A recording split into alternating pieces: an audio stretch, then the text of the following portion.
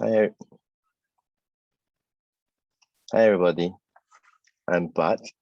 Welcome to a warm welcome to all of you on this very wet morning. Welcome to the session of Learn at UOB AM. I'm Bart, your host for today. The webinar covers a wide range of topics such as personal finance, robo-investing, retirement, and the latest market outlook and more. For today, as UOB AM Invest turns 1, we would like to invite 2 of our regular speakers to share with you on how our digital advisor did over the past year and how we can take this opportunity to revisit some of the functions of the app to help you to realign to your financial goals. Before we proceed with the session, let's run through some housekeeping rules. Right. The chat box is available if you have any connectivity issues. Just post in the chat and our colleague will help you. Posts will appear on screen for your selection and the results will be shared. You click on the Q&A icon to ask questions throughout the session, and you click the like button to upvote the questions in the Q&A section. You can scan the QR codes with your phone to access the feedback form and download page or click on the links available in the chat box.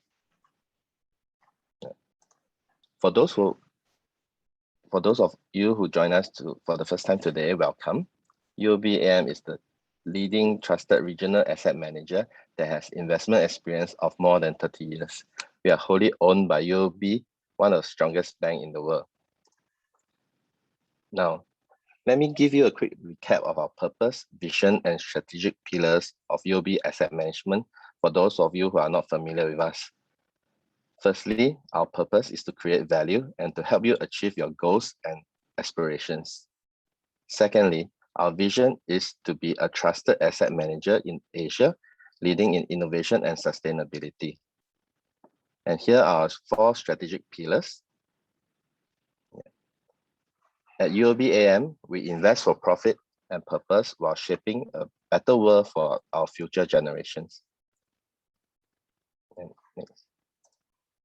As of 30th June, we have more than 90 investment professionals across 10 markets in Asia, managing 38.7 billion of assets for our clients. Our accolades in Asia saw us receive multiple awards over the years, and UOB AM as a group have also won a trail of prestigious awards as well.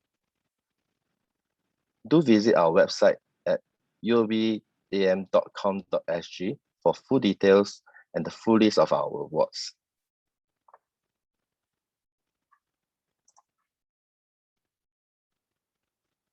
As with our strategic focus on sustainability, UOB AM is one of the first regional asset management firms in Singapore to join the PRI. As a UN PRI signatory, we have committed to fulfilling the key obligations regarding ESG and promoting the acceptance and implementation of the principles within the investment industry. Now, with all the introductions out of the way, let's get started on our webinar. We are going to cover a few items today. Firstly, UOB AM Invest has just turned 1. And as UOB AM Invest celebrates its first year anniversary, we would like to thank you for your continuous support over the past year.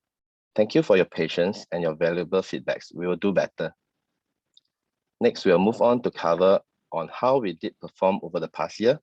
And finally, we'll cover the goal planning in the UOB AM Invest app.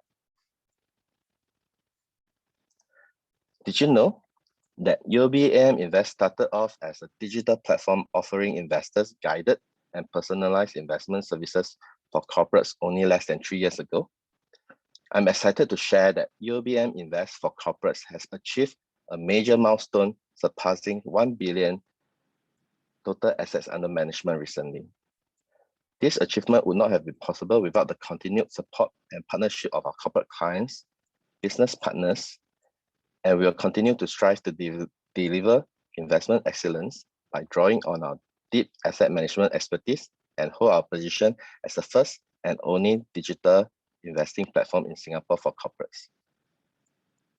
The mobile app for individual was launched over a year ago in Singapore to deliver institutional-grade fund management expertise to all retail investors. The portfolios recommended by the digital advisor, which range from very conservative to very aggressive, delivered results from 6.6% to 29.5% for the past year. And the performance exceeded the projected returns of 3.8% to 8.3% calculated by our UOBAM investment team for the respective risk levels. Thank you for investing with us as we continue to bring institutional fund management expertise and customized investing to you in a simple, smart, and safe way. Now, before we bring on our chief investment strategist on screen, let's have a quick poll to understand your sentiments of the market. Please see the poll on screen now. Yeah. And let's take a quick vote.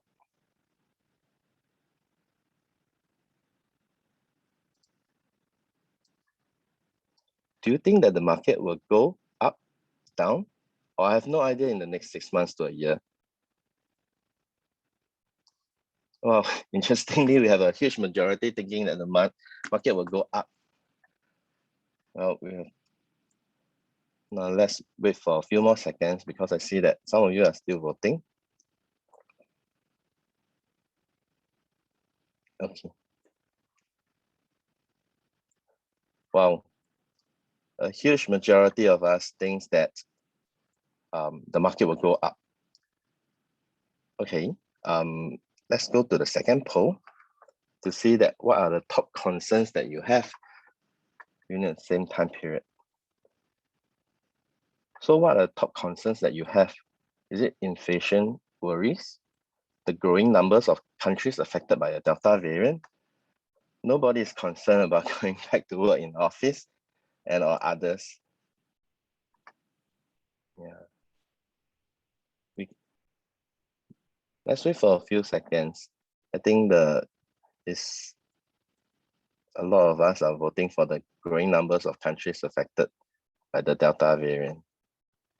Okay, I see that majority of you have voted, and the top concerns are that the growing numbers of countries affected by the Delta variant. Yes, it's a very huge concern as well, because even Singapore, we have been reporting a lot of cases recently. We ask these questions frequently at our webinar as it gives us the idea of the level of confidence or pessimism that we are all feeling. Hopefully, we'll be able to give you some answers later. With this, I'd like to invite Damo to share with us more on the performance of the digital advisor and on the outlook of the markets.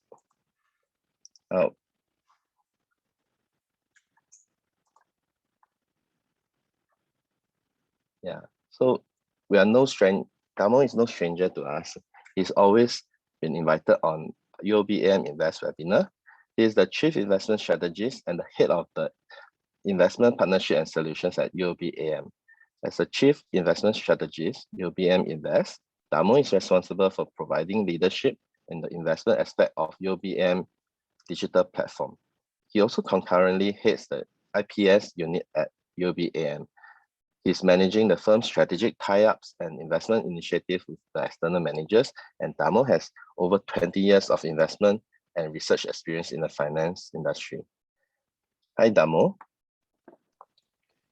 Hi. Welcome to the webinar. Thanks, Bart. Thanks for joining us today. Do take us through the performance of the robo-advisor's performance over the past year, and I'm sure most of us are eager to find out. Sure. Good morning, ladies and gentlemen. Thank you for joining us at this webinar, and thank you for trusting us with your investments. We have just crossed 1 year in our retail robo, and it's really an exciting time for us. And basically, let me show you the performance of how we've done in the last 1 year, starting with the corporate robo. Basically, if you look at the returns, what you see is that on a 1 year basis, the very conservative portfolio delivered about 0.6% return, while the most aggressive portfolio delivered 21% return, roughly speaking. I think if you look at the 6 months, the number doesn't look that great. The conservative is actually down 1.44, and the aggressive is up 7.65 or 7.7%. This is really an unusual time, and it's really an unusual performance pattern that we are seeing, simply because this year, what we have seen is that the bond market is the one that is more volatile than the equity market. If you think back, I think since the beginning of the year, the global equity market has actually gone up pretty nicely. I think the global equity market is up roughly about 11%. But the bond market is the one that actually had a bit of a turmoil. I think starting from this year, especially up to March, what we saw was that the 10-year US government bond yield climbed very sharply. It climbed from about, the bottom was about 0.7%, and it went up to about 1.7%. And I think that caused the bond market to sell off quite a bit during this period of time. So if we look at the 1-year return, bond market basically delivered, if we look at the bond index or the Barclays Global Act, which is a benchmark for global bond, it is actually down about 2% over this 1-year period. And that's basically the main reason why the conservative portfolio is actually delivered very, very low returns, simply because a lot of the portfolio is actually in fixed income or is in bonds. And then, of course, what we had was that the Sing dollar, the US dollar weakened against the Sing dollar over this last 1 year. And because of that, that affected our investments as well. Whereas because of the strong equity market, the aggressive portfolio, which has a lot more equity in the portfolio, actually delivered very, very decent return. If you see the 1-year return of about 21%, that's because the global market benchmark, the MSCI All Country World, was actually up about 40% during this period of time. So if you look at that, that basically drove the portfolio and more than offset what the bond portfolio lost for the very aggressive portfolio. So I think that's the main reason why you see this sort of return pattern, because over this last 1 year, especially in the first 6 months of this year, the bond market has really been in a bit of a turmoil. And if you look at the bracket in a 1-year return, if you look at the annual volatility, we actually delivered pretty decent volatility control, meaning that on a very conservative portfolio, your volatility is only about 2%. And on the very aggressive one, the volatility is actually less than 7%. So it's actually a very, very controlled portfolio in terms of risk management. If I may go to the retail side, on the retail portfolio, the numbers are actually better. The 1-year return is about 6.5%, whereas on the aggressive portfolio is actually almost 32% for this last 1 year. And for the retail portfolio, we actually allocate more equities to the portfolio at every risk level. So that's why even on a conservative portfolio, we are still delivering about 6.5% return. And on the aggressive one, the return is also higher than the corporate robo. So at every risk level, we actually allocate more equities in this portfolio. But as you can see, the volatility is also higher, which basically means that in times of market volatility or in times of sell-off, there might be a little bit more drawdown in these portfolios. But what we see is that we are happy to say that we've delivered returns that are probably above expectation, even based on our own projection and our own forecast. This set of numbers are actually better than what we expected, thanks to a very buoyant equity market, right? If we look at the year-to-date return, that means for the last 6 months, basically, the conservative portfolio delivered almost 3% return, whereas the aggressive portfolio delivered 12.3% return. Again, very, very strong numbers. And that return has been pretty I would say is still above our expectation. If I may go on to talk about what we expect what we expected for this year from markets, and how we see the outlook for the rest of the year. Since the beginning of the year, we said that we expect three things to drive markets this year. One is basically vaccines rollout, and that's basically starting to play out. In Singapore, we know that we have almost about 80% vaccinated. In major countries like US, it's about 60, and UK is about almost 70. So the vaccine rollouts are actually being played out across the globe. And once that vaccine is rolled out, we can expect that the market or economies would start to reopen, meaning that government would start to relax controls, and basically we would see life getting back to some semblance of normalcy. There might be a new normal, but what we would expect is that people will start traveling again, people will start flying again, people will start going to restaurants again and theaters. And I think that basically boosts the economy going forward. What we've seen is that in a lot of places, the service side of the economy is starting to take over from the manufacturing side as the engine of growth for some of these economies. Two, the recovery. Basically, last year the data was still a bit mixed. This year, what we've seen is that economic recovery has been stronger than expected due to very supportive fiscal and monetary policies. Government basically kept money very, very loose, and they were also spending a lot of money supporting, replacing income for businesses and for individuals. And therefore, we see a very strong recovery in the economy. I think this year, the expectation for global growth is about 6%. I think at the beginning of the year, the expectation was only about a little over 5%. So the recovery has been stronger than expected, and it has actually been revised upwards. Third thing is low rates. As we mentioned, monetary policies remain very, very accommodative in most countries. Interest rates in the US is still zero, and the Fed is still doing a lot of quantitative easing, buying bonds in the market to ensure that there's sufficient liquidity in the system. So all these three basically are what we see in the market. And we think that this would basically underpin the market outlook for the rest of the year. However, although the economy has been very, very strong, what we've seen in the last couple of months is really a pause in the market.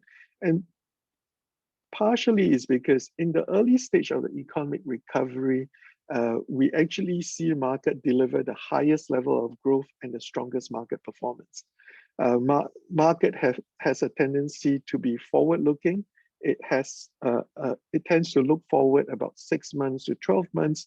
So last year, even though there was still a lot of uncertainty, vaccines was not rolled out yet, but with market expectation of vaccine being rolled out, last year's market was actually very, very strong. This year, I think it's really a time in which that people reassess what is going to happen next. Simply because after that strong rally, after that 40% rally in global equity market last year, there's a period of consolidation that market needs to digest all the strong rally, as well as to really reassess what is going to happen from here. Meaning that we know that it's 6% growth, but what will happen next year? Would central banks start tightening monetary policy? What happens if governments stop subsidizing companies and stop subsidizing personal incomes? What will happen? I think these are all the considerations that investors have, and market basically have to digest and reassess the outlook going forward, right? But for us, our view is that economic cycle typically lasts anywhere from 5 to 10 years. The average cycle is really 8 years, and we are only in year 2. So we are still in the early phase of this economic cycle. Hence, from our point of view, we believe that the economic cycle would continue from here. The growth would continue from here, even when we look into next year. And with that, basically, we believe market would still have room to appreciate and deliver. It may not be as strong as what we see in the last 12 months. We have 40% market performance. Is not really what we think as being normal, or as being what you should expect on an annual basis. But delivering, say, high single-digit returns from equity market is probably a more normal, but a more sustained kind of return that we can expect going forward in the next 12 months. If I may go on to the next slide, basically, there are also concerns for the rest of the year, which is also part of the reason why market is also taking a pause, and market is also watching and see how this plays out.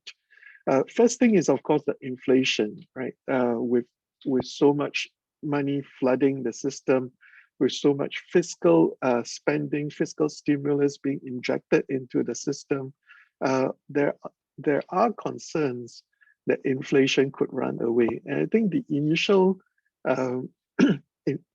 initial numbers we saw out of, say, the US was that inflation is now running at about 4%, 4 to 5%. And that is really high compared to history. In the past 10 years or so, what we've seen is that inflation roughly has averaged less than 2%. So running at about 4 or 5% is really high by normal standard.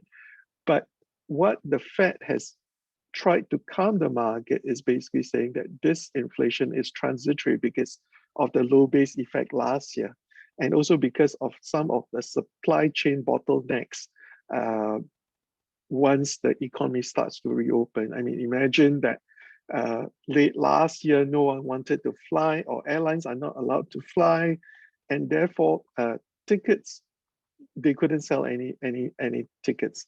But now that people start flying again, airlines start raising prices on air tickets, and therefore that fed into the inflation number.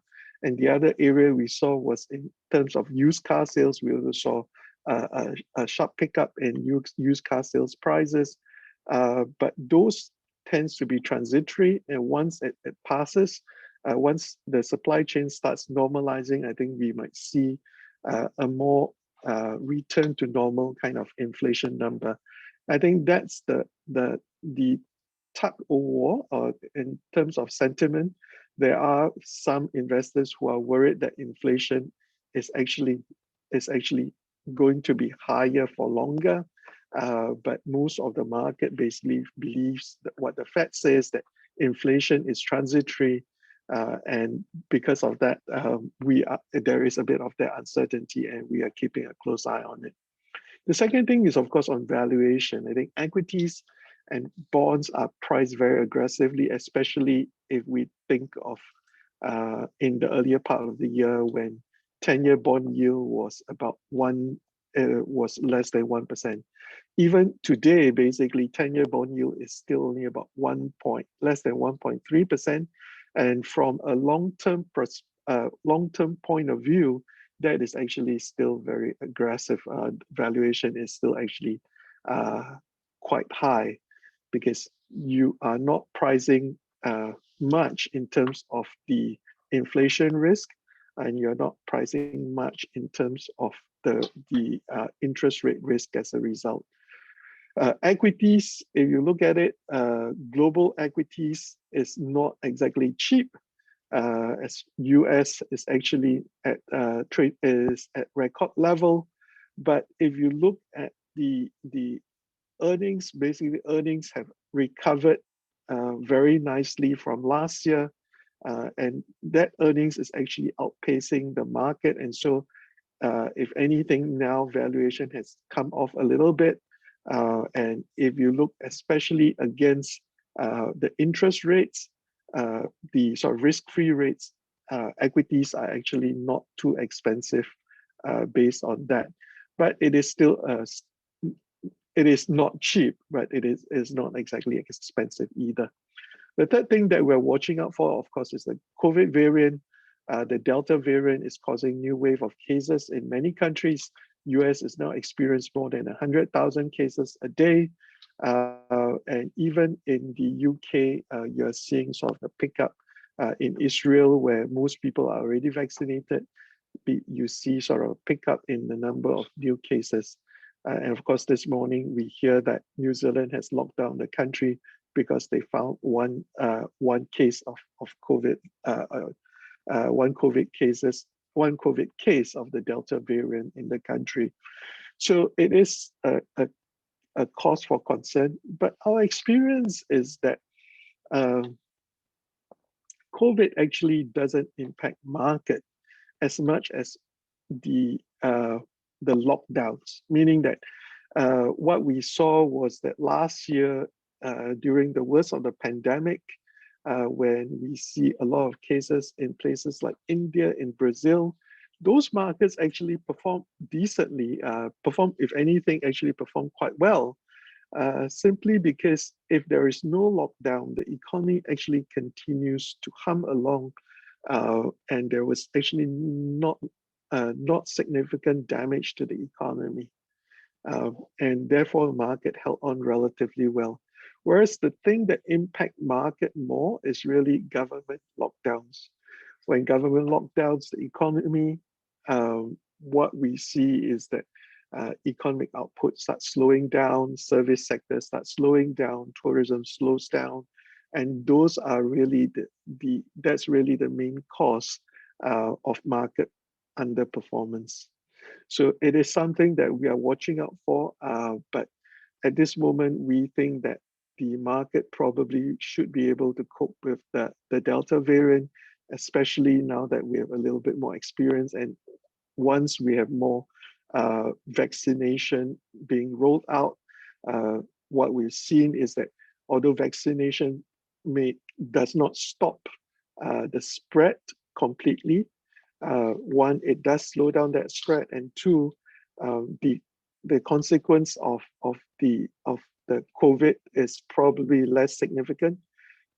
There's less serious condition, and there's less chances of a vaccinated person being hospitalized, and therefore we think that the economy can probably withstand that can withstand that.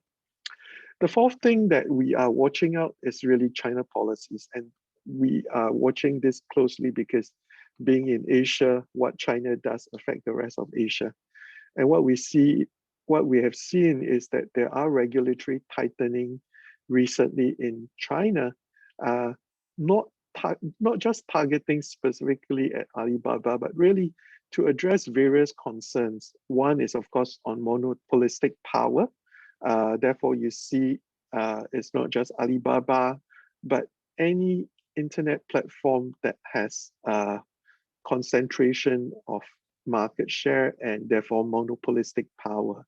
We see that targeted at companies like Meituan, like Didi, and like even like Tencent, where there is a concentration of that power or that dominance in any particular area.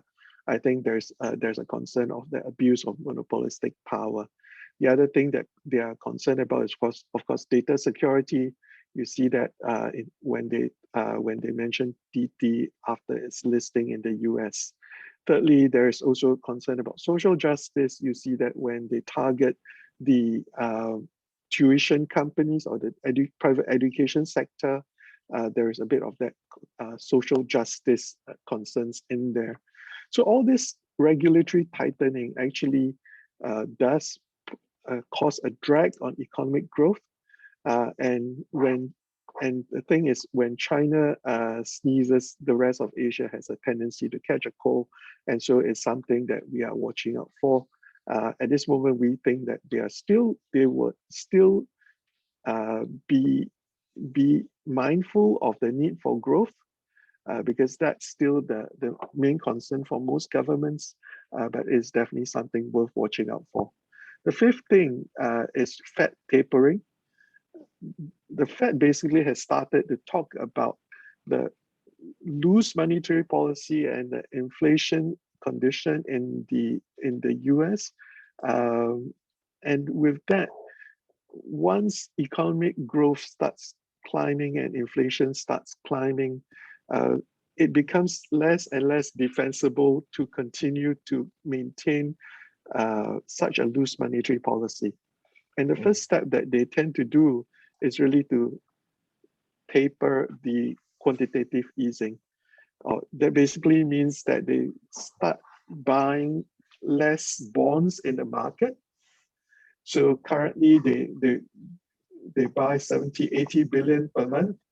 That number is probably likely to start going down. And the tapering could start from either September or waiting latest by November, December. So when tapering happens, it is not tightening, but it is just that it is less loose. So the Fed is still buying bonds in the market, it's just that they're buying less.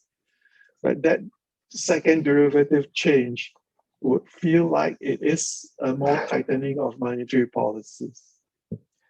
Wow. Well, thank you for all the insights, Damo.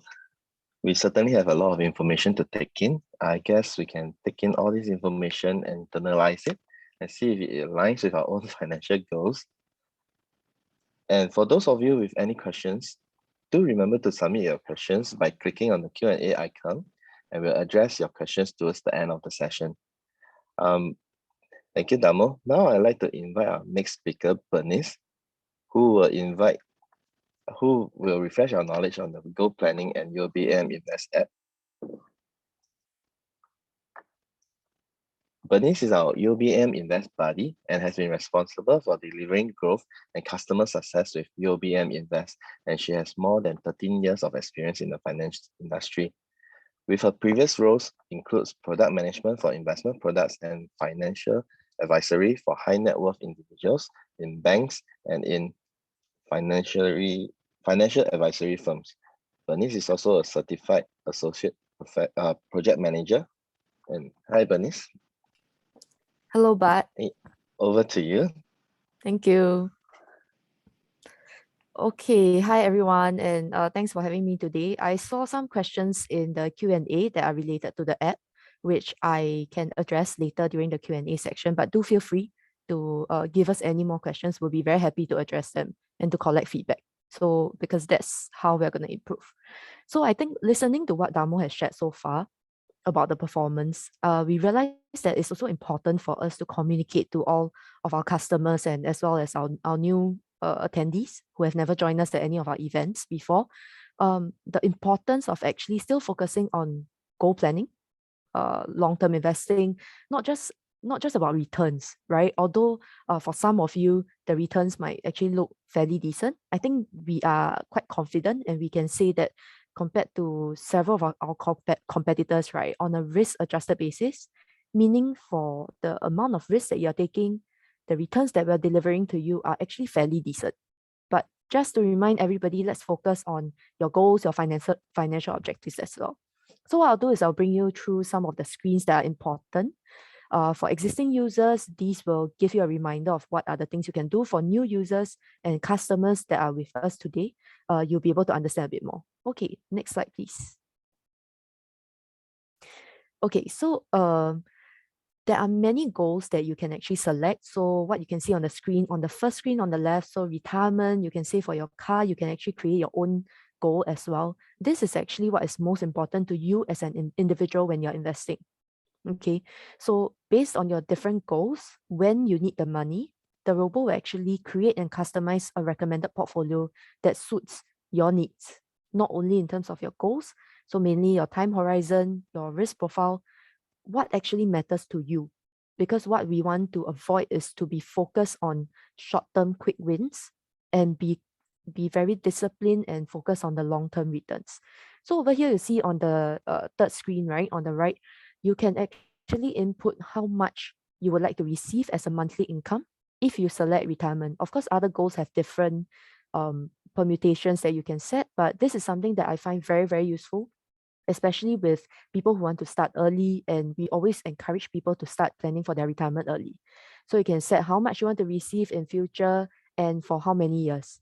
So in this process of actually creating and understanding yourself, what is important to you, you are also able to remind yourself that you're actually investing for the long term. And really what we're trying to advocate over here is to have discipline, get not listen to the noise in the market, and just to really focus on our end, delivering stable returns over the long term. Okay, next. So I mentioned earlier that there's also a risk profile that we will actually ascertain when you come in.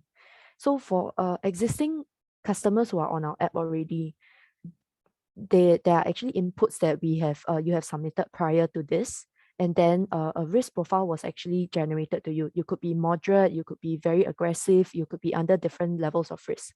So what we like to share with you is that if your financial objectives actually change throughout your life, which is very, very normal, for someone who is at the earlier stage of their career, or they just came out to work and all that, your priority might be to save for a house. You are younger, so you might be able to take on more risk.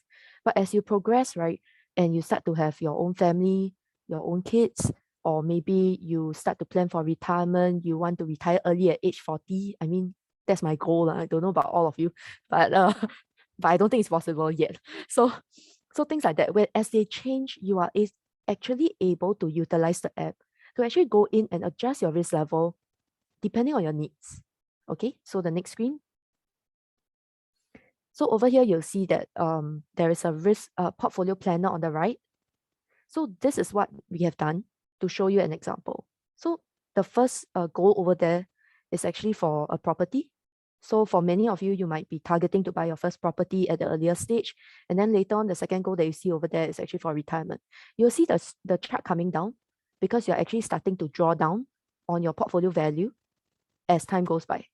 So what we would like to say is that, and remind everybody over here, is that do account for several goals you have in your life. Use the portfolio planner, and through that, be focused and really understand your own needs. But the app is here to give you flexibility to adjust your needs as you go along. So on the third screen again, right, somewhere to the left, just before below the chart, you'll see portfolio risk. So then we'll go on to the next screen. This is something that I wanted to highlight, and because I think that some of you, after looking at the returns, I did see one question that somebody saw that the very aggressive portfolio was delivering much higher returns than the other risk levels, and they are very curious as to how they can adjust their own risk profile. But before you do that, do think about your tolerance for risk, whether it actually makes sense for you, whether it ties in with your goals. But for some of you, as your financial objectives change in your life, this is where you can do it. So you go to portfolio risk. Your initial portfolio risk will be displayed on top. So on the first screen on the left, you'll see a very cute robot icon over there stating moderate. So this is my risk level when I first started. But and it will show, and following down, you'll actually see the asset class breakdown. So the higher your risk level, the higher your tolerance for risk, the more exposure there will be to more risky assets. So risky assets will include your equities, and less risky assets typically include your bonds. So what do you do? So right now, some of you, while you are itching to change your risk level to the highest, please think twice, think about it.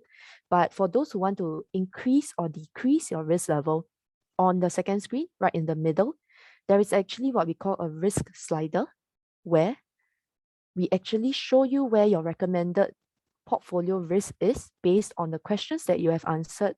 But depending on your different financial objectives, you can actually adjust it by sliding the navy blue button to the right or to the left to increase your level of risk or to decrease your level of risk. Most importantly, you must understand where you are at this point of time. Generally speaking, if you're younger, you can take on more risk.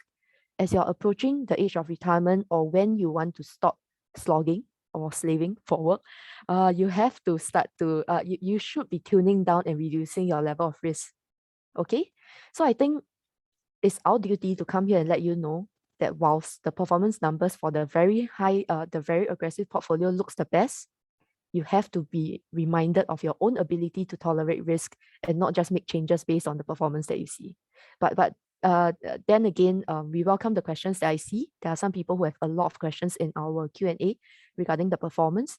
Generally speaking, a very aggressive portfolio with more exposure to risky assets is going to give you higher returns. That's just how it works. When you take on more risk, you are rewarded by achieving more returns. But remember, this is for the long term, and a riskier portfolio actually exposes you to more risk and more volatility in your portfolio. So I think mainly that's all I wanted to share about the app. If there are any other questions about the app, do include it in your Q&A and we will address it. Okay, back to you, but Hey, thank you, Bernice. I'm sure of us are reminded of how to set up the goals and adjust our risk levels now. For those of you who are unsure, you can leave a message in the chat for us to contact you, or you can write in to us, and our UOBM Invest buddies will be able to assist you. I'm sure most of you will have some questions for our speakers. I'd like to remind you to use the Q&A icon and to ask the questions. If you see any questions that you'd like to see answered, please upvote it, and we can go to the Q&A session now. Yeah. Okay.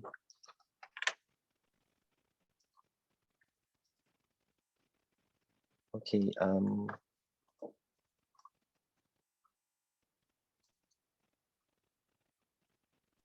I'm actually very excited to answer some of the questions.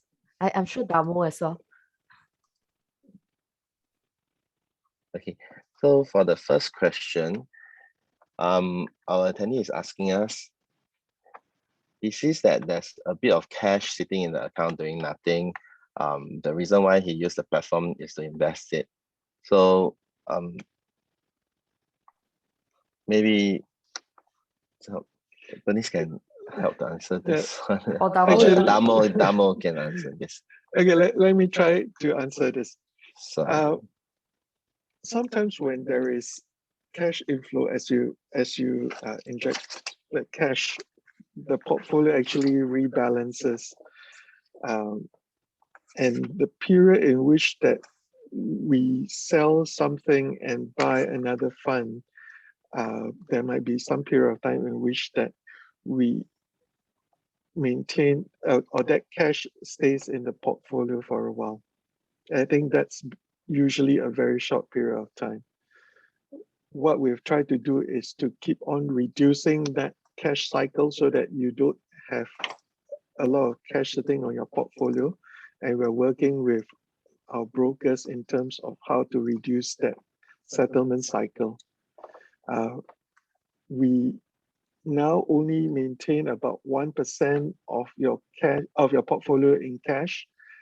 That's basically to cater for things like when there is rebalancing, because the market is moving. Sometimes there might be a little, the price may not be exact, so we have to keep that little buffer in to ensure that the account doesn't goes into an overdraft. Right, so that's why we have to maintain that 1% in terms of cash. But otherwise, throughout the whole period, there shouldn't be that much cash in your portfolio. We basically put your cash to work in terms of putting it in the market to generate that return for you. okay, thank you, Okay, Damo. sorry, just to jump in here. I think Damo, you let the cat out of the bag, because right now, right, the app is actually, oh sorry, there's some echo. Okay, as of right now, from the beginning, since we launched the app, right, the cash percentage has been kept at 2%. We were planning for this, but it hasn't been released yet to our investors. So, but no worries, just to let everybody know, This is something that we have planned for to reduce the allocation to cash from 2% to 1%, and it will be coming out very, very soon. So we're looking forward to that. But on the other portion that Damo actually explained on the requirement to actually shorten the cycles and all that, these are also things that we have worked on and we seek to improve further. Okay, thank you, Damo and Bernice. We move on to the next question.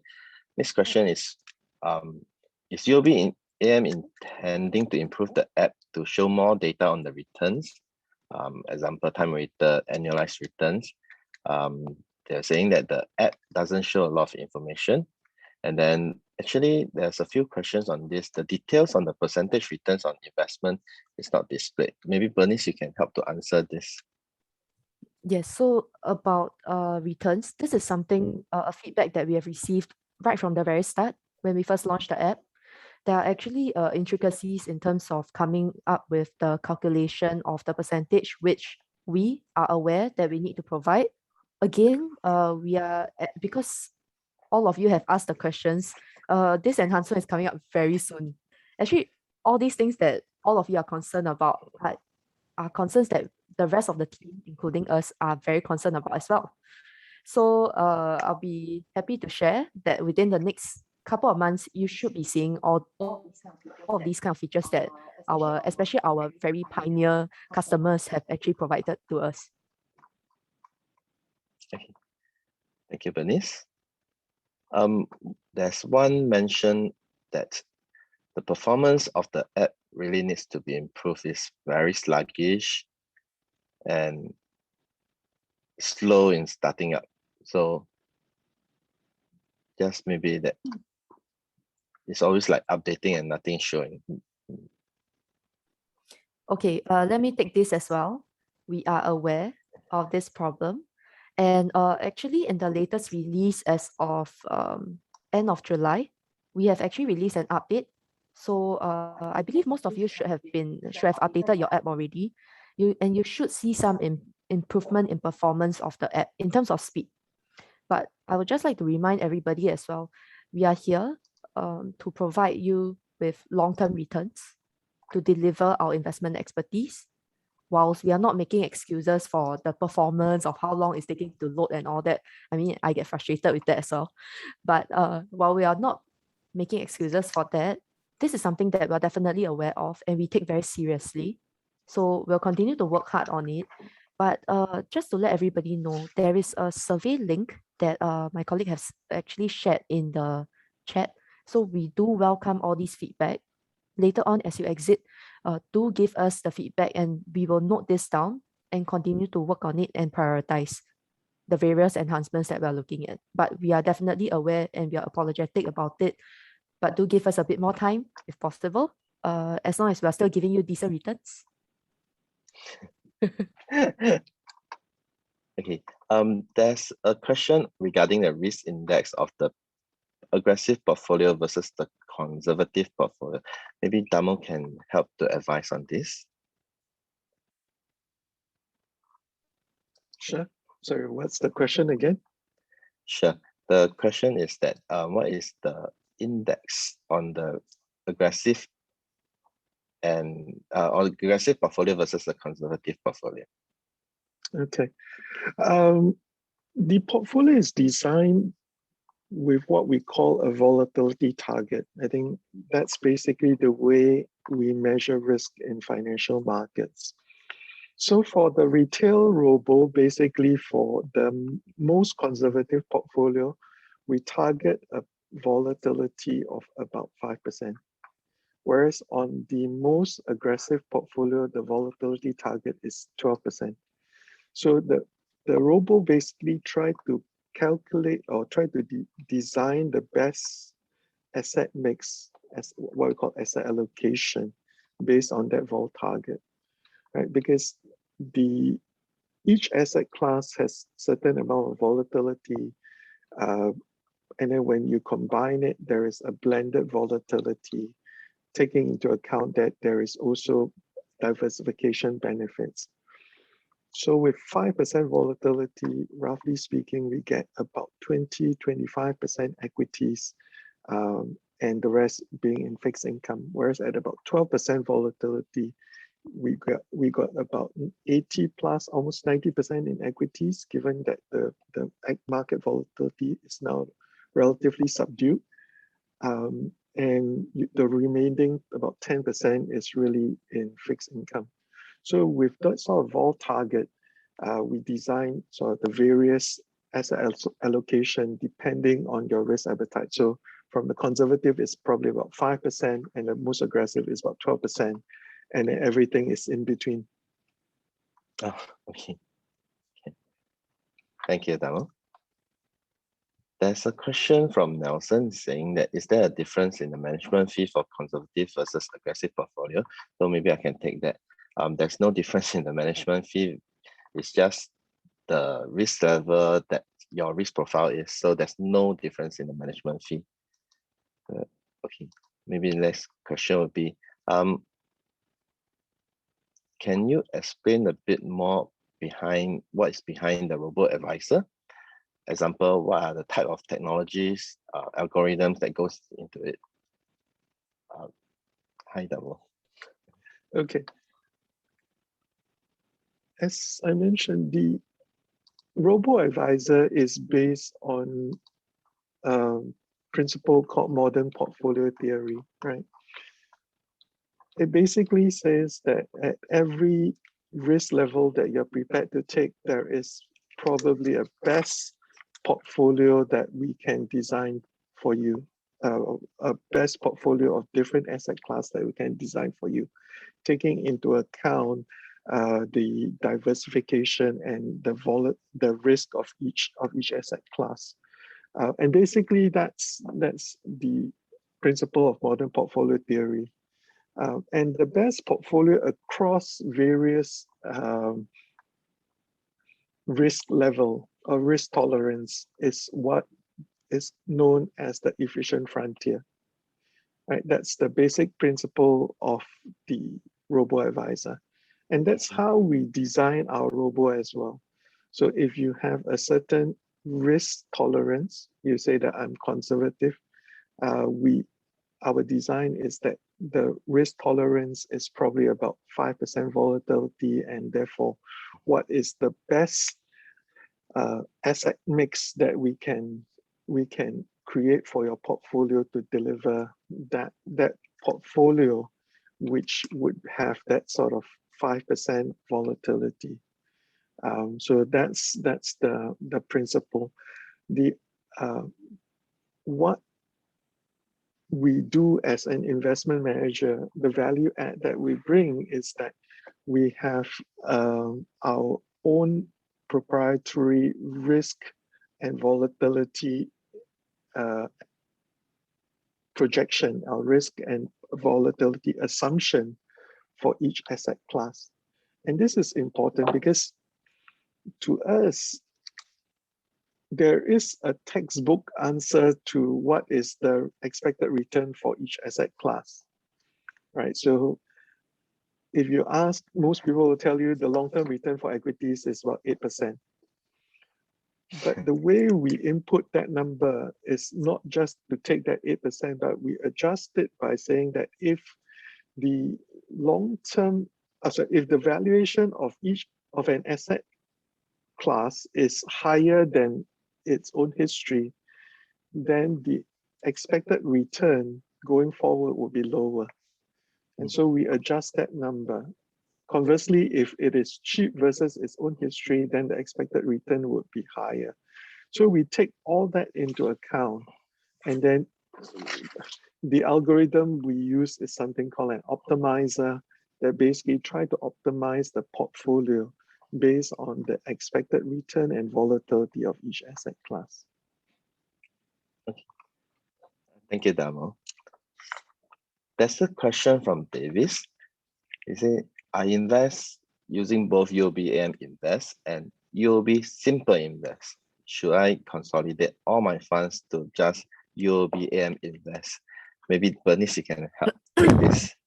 The answer is yes. Because we are from UOBAM Invest team. So we will definitely say that.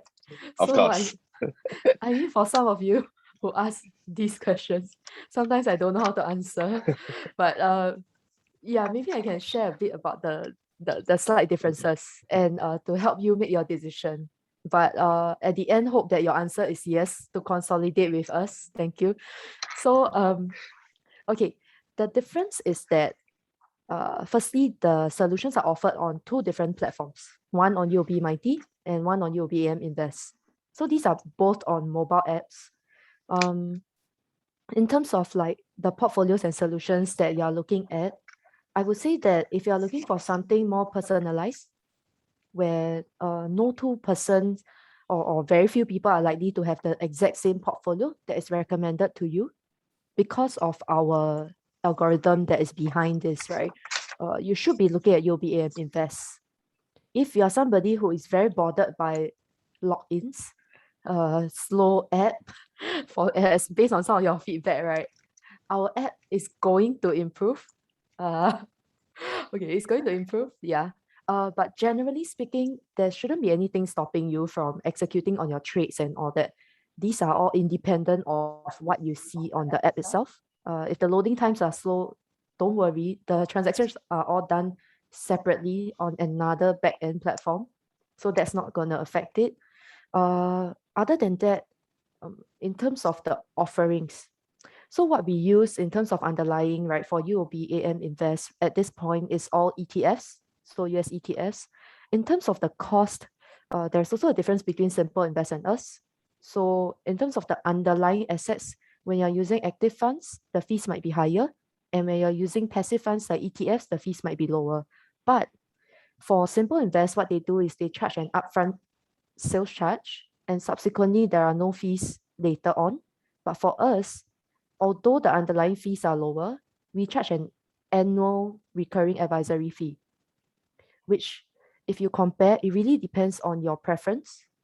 But given that we charge an annual advisory fee, the rebalancing is actually done on a more active basis, on a more regular quarterly basis. So I would say that for both of these solutions, there are really pros and cons. But my final answer is yes, Davis. I'm looking forward to your consolidation. Thank you, Bernice. Okay, there's this question saying that my very aggressive portfolio is invested in US REIT ETF and nothing on S&P 500 ETF when I deposit my money recently. Why is that so? Is it because there's some expectation for S&P to see some big correction soon? Maybe Bernice. Why don't I Damo. take this Yeah. one? Damo can take it. Sure. Okay. As I mentioned, we start with return expectation and volatility expectation. And sometimes the algorithm doesn't take, say, for example, S&P 500, simply because if you think of it, S&P 500 is now at record high. So from our algorithm or from our input point of view, the expected return of S&P going forward should be lower. And because of that, the algorithm will actually optimize and says, okay, if this is not the best return that we can get, we will not invest in that, right? We'll actually invest in something that we think would generate a higher return. And some of it could actually be in, for example, the Asia ex-Japan equities, because Asia ex-Japan equities have actually sold off this year. And from a long-term perspective or from a return perspective, the long-term return is probably going to be better than what we expect or what textbook answers would be, and may even be better than, say, the S&P 500. So I think those are what the algorithm take into account after we input our return expectation in. So that's why you would see that there might be allocation towards US REITs, but not towards the S&P 500, simply because the S&P 500 really is at record levels. And therefore, I think our expectation is that the future return will probably be a bit lower. Maybe I can just add on a bit. So other than what Damo shared earlier, So within the app itself, just now when I was showing the risk slider, so there is always a recommended risk level and a recommended profile for you after you complete setting up the goals and answering the questions on your risk profile.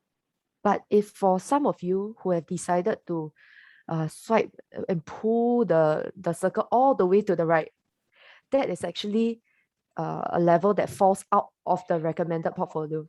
So by right, if you look at the entire line, the very aggressive portfolio should not be all the way at the right. So because of your because of you adjusting it all the way to the right, what that means is that we are actually really trying to go for the highest returns with a bit less regard for risk management. So what I can suggest that all of the customers can do is actually to either retake the risk questionnaire to ascertain if you are really under very aggressive right now, and let the robo re-recommend you a new risk level for you to follow. That's when you will start to see like that your portfolios are not 100% invested into US REITs. Yeah, this is an app risk slider thing. Okay, so just take note. Okay, thank you, Damo and Bernice. I think in the interest of time, maybe you can just take one or two more questions. Okay. This question is, will the Chinese regulatory tightening be good for long-term growth, since this can encourage smaller companies to compete better?